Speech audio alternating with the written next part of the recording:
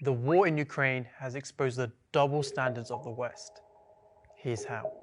We are all shocked and horrified at the scenes coming out of Ukraine, with an oppressor invading another nation. However, amidst the entire crisis, we can't help but notice an underlying double standard emerging from the way the world is responding. Ukraine isn't the first country to be invaded illegally. In fact, it's not the first country to be invaded by Russia. As we speak, there are Russian jets flying over Syria. Yet we have media commentators consistently highlighting that Ukraine is different and worthy of our sympathy. It's very emotional for me because I see European people with blue eyes and blonde hair being killed, children being killed every day with Putin's missiles. Why? Because they are civilized, European, Christian, and have blonde hair and blue eyes? You know, this is a relatively civilized, relatively European. And this is not a developing third world nation. This is Europe. These are Christians, white. Why do we consistently need to be reminded that these aren't Arabs, Muslims, Afghans, or Syrians? Do you need to be a Middle Easterner to be qualified as a refugee? This isn't a place, with all due respect, like Iraq or Afghanistan. And don't get me wrong, of course we care about the Ukrainians, but why do we constantly need to be reminded that these people are different and therefore worthy of our sympathy? You see, when it comes to the case of the Ukrainians, they have the right to bear arms and to fight for their country, and the media celebrates them as defiant heroes. Yet when Arabs or Muslims do the same, they are branded as terrorists.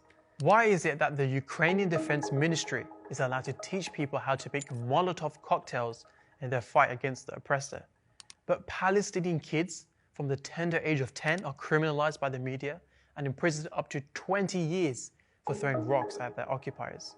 The hypocrisy even extends to the response of global institutions. Russian media and art shows are cancelled, Russian banks are being shut down, and Russian assets are being frozen. Heck, FIFA has also sanctioned all Russian teams from participating, while football stadiums are plastering anti-Putin slogans. Why is it okay for football players to speak out against Russia, yet we saw Mesut Ozil shunned for speaking out in support of the Uyghurs, and Celtic fans fined for waving the Palestinian flag? And when we look at the responses of world leaders, we see the exact same hypocrisy. Biden is somewhat shocked by a foreign country invading another. Who in the Lord's name does Putin think gives him the right to declare new so-called countries on territory that belong to his neighbors? But will never say the same thing about Israel invading Palestine.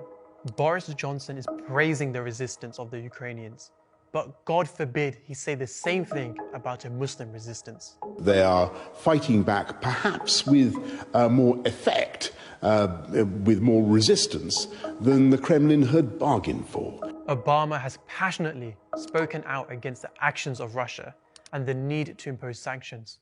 But where were the sanctions against US bombings against Iraq and Afghanistan? This isn't about whataboutism or what about the oppressed Muslim countries. We are not trying to deflect attention from Ukraine at all. But I'm left asking, why the double standards?